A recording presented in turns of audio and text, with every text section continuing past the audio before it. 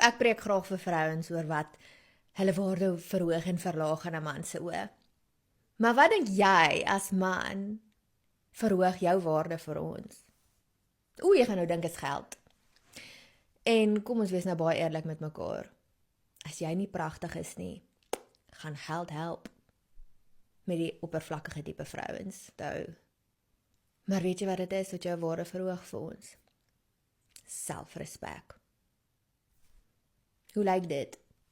Jy weet daai mans wat saam met vrouens is, wat hulle weet toksies is vir hulle, wat hulle swak behandel, afkraak.